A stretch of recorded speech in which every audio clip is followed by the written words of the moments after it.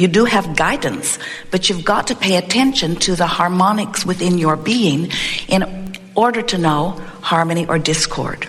Or we like to say, in order to recognize allowing of who you are or resistance of who you are. So you are source energy. You came forth into a physical body. Do you believe that? You are source energy and you are extended here into this physical body. And in doing so, the non-physical part of you is flowing with you. And when you were first born, there was very little difference in the vibration of you as non-physical and the vibration that you became as physical. Some slight variance, because being born causes a realization, an assumption, a recognition, an observation. Even that infant is observing the time-space reality into which it is being born. It was observing what it felt like in your belly. So now this infant comes forth into physical experience, and now there is the first opportunity, as far as you are concerned, for vibrational allowing or resisting, because now there is the energy that is really you. You know, the larger part of you remains in non-physical. People say, oh, Abraham, if physical is so great, then why doesn't the non-physical come here and be with us? And we say, that's like saying, oh, if being a toaster is so great, then why doesn't the electricity become a toaster?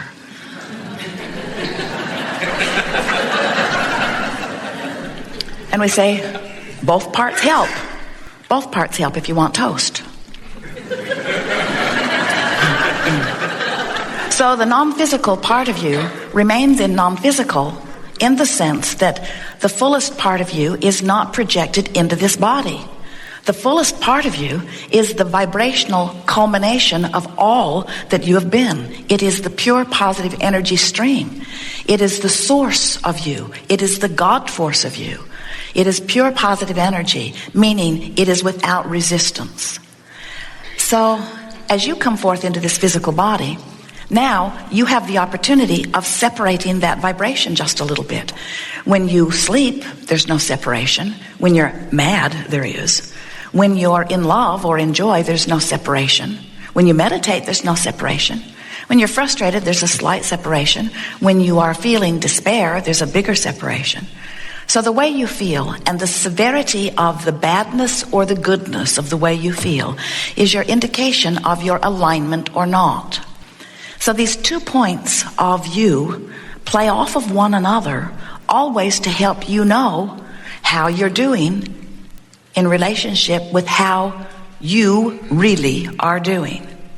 So we think you can get it pretty easily that you were before you came into this body. That's not hard to acknowledge. And we can feel you coming along with us, that you were before you were in this body, and then a part of you came into this body.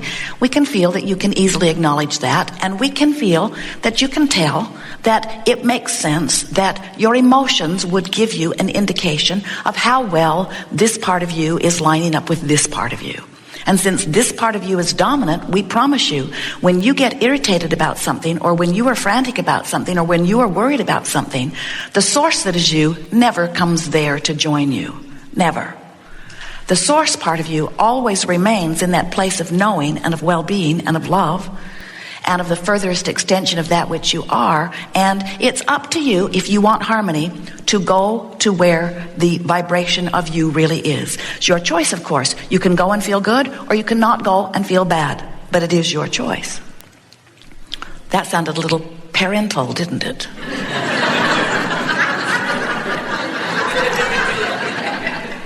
Well, we are very sure of ourselves. We know who you are and we know how that feels, and we want you to come join us, but it really is up to you. We are not wanting you to feel that we are seeing you as wrong when you don't come. We're just seeing you as not feeling good when you don't come, and we'd rather you feel better. That sounds a little parental too, doesn't it? So, but here's the part that we think you might not really be following along completely. This is the leading edge part of this seminar that once you get it, it will be so valuable to you. And that is that the eternal you from non-physical projected part of itself into the you that you know as you for a very important reason, for the thrill of the leading edge expansion. So when that non-physical you is expressing through you, and you're having a contrasting experience, which you do all day, every day, where your preferences are born, here's the new part that we want you to get. A rocket of desire is born in that moment. In other words, whenever you know what you don't want, you know more clearly what you do want. And there are all levels of intensity of that, of course, but you are a preferring fiend. You just can't stop coming to new preferences. You can't shut that down. It's the eternal nature of this eternal universe. So it happens. And as that rocket of desire is born, here's the new part, the source part of you rides it and literally becomes it. So when you prefer something, source becomes the vibrational disembodiment, if you will, the vibrational mirror or match or beingness of that which you have preferred. And we call that evolving you that has happened as far as we're concerned, because we're there living it, being it. We call that your vibrational escrow, meaning it's there for you. You've made the contract, you've signed the deal, nobody else is going to walk away with it. It's there just waiting for you to come over there. And if you will follow your bliss, as Joseph Campbell so perfectly stated, you'll find it. In other words, it's over there where bliss is. The thing about following your bliss is that when you're really depressed, you can't get a whiff of it. And when someone says follow your bliss when you're depressed or when you're angry, they might as well be saying fly to the moon, because you have about as great a chance of doing that in this moment with your arms flapping as you do about following your bliss, because you cannot find your bliss from there, not immediately, but you could follow the direction of your bliss. In other words, you could go in the direction of your bliss. The thing that we want you to understand is following your bliss from a place of depression doesn't feel so blissful. It feels more revengeful. What do you think about that? Do you get it? That over there where you feel awful is your perception of disempowerment, and over here where you feel wonderful is your perception of empowerment. And these emotions, like love and appreciation, are a far cry vibrationally from these emotions and vibrations of despair and fear and depression. But between depression and joy are a lot of different emotions. Revenge and rage and anger and overwhelmment and frustration and hoping and believing and knowing. In other words, and many, many, many, many more words could be added to this depending upon what the subject of your attention is. But we want you to understand that there is a vibrational progression, and you cannot jump from there to there. It's like your radio dial being set at 6:30 and you demanding that you hear what's being broadcast on 98. Can't do it. You've got to change your frequency. So you say, well, I can change the dial on my radio with a push of a button. And we say, you can change your vibrational frequency. You'll get better and better and better at it. But we've never seen anyone jump from here to over here. It's a gradual process, and if you will accept that it is a gradual process, then you'll stop being mad at yourself as you are along the way. As Jerry and Esther are traveling from city to city, they don't get 20 miles out from their starting point and then begin arguing with each other about whose fault it is that they are not at the end of their 500 or 600 or 700 mile journey. Often they'll drive that in a day, and they accept that it's going to take some time. Most of the time they're driving. In fact, all day long, they're not where they intend to be at the end of the day. But it doesn't mean that where they are along the way is wrong. And yet, you often are on your way from one place to another place, and you're saying, wrong, wrong, wrong, not there, not there, not there, not there, not there, not there, not there, not there. And what happens when you're doing that is that you're not making any progress, because you say, hope we get there, wrong, not there, not there, not there, not there, not there, not there. The whole time you are unhappy about being there, you're pointed in the opposite direction. And when you're pointed in the opposite direction, you're not getting there. And so you want to be there, but you're not there. You want to be there, but you're not there. You want to be there, but you're not there. You want to be there, but you're not there. And then you say, oh man, this takes way too long. And we say, no, it doesn't. just point toward what you want and keep moving in the direction of it. And here's the point that we really want you to get. In the moment you get pointed in the direction of what you want, you will feel better immediately. It's only pointed in opposition that feels worse.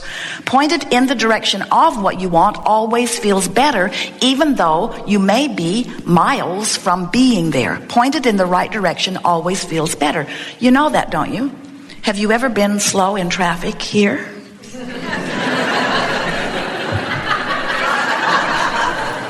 Well, it could happen.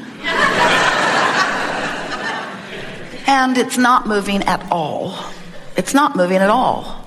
And then it starts to move just a little bit. Doesn't it feel ever so good when it starts to move just a little bit?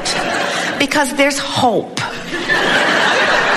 When it begins to move just a little bit, you begin to feel hope, you see. And what we want you to learn to do is to be hopeful even when it isn't moving.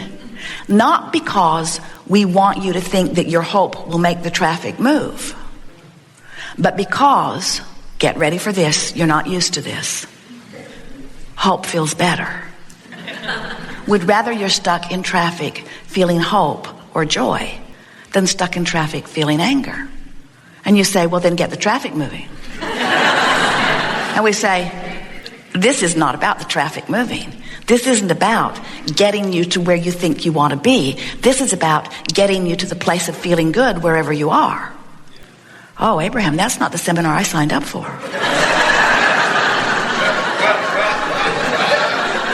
I came because there's stuff I want that I don't have. And you're telling me that you're not even interested in helping me get it? Pretty much. We don't want you to get your heart set on that, because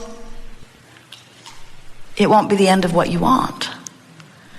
And if you get fixated on the thirst or need to fulfill your manifestation, then you'll lose sight of the greatest gift of life, which is traveling from place to place. So when you get it that, oh, you'll get there. You will. You can't not get there if you point it in the direction of it and you keep moving. You'll get there. You have to get there. All you got to do is close the vibrational gap. You do that when you croak. We just want you to get there before you croak. We want you to learn that you have control over the way you feel, which means you have control over your alignment with you, which means you have control over your vibrational stance, which means you have control over your point of attraction, which means you can match what's in your vibrational escrow, which you really, really want. You've been adding to it incrementally, always. You can match it or you can mismatch it. It's all your choice. It's just that you feel so much better when you're being who you are. Sometimes we think you're like a two-headed monster. One head's going one way and one head's going the other. Extremely unpleasant. And here's maybe what we want to tell you. Try to make it sweet. The non-physical head is dominant. Go with it. But this two-headed monster, does monster offend you? Good. This two-headed monster that you are, the source energy part of you, is dominant because it knows the well-being of your being. But then the head of the monster that is you came into the physical wanting to explore the contrast and really wanting a variety to choose from. And so that part of you is exploring and deciding. And what we want you to understand is that while the non-physical head of the two-headed monster is the dominant one, you're the one calling the shots from this perspective. You're the one that is on the leading edge. You're the one that is exploring the contrast, and you are the one making the decisions. And the source energy part of you is saying, you should know, friend, you're out there on the leading edge. You're deciphering it fully. And I trust you completely in your choices, because no one would know what you want more completely than you right there where you stand. So when someone's rude to you, you want them to be nicer. When someone cheats you, you want them to be more honorable. When someone tells you one thing, when they really mean another, you want them to be more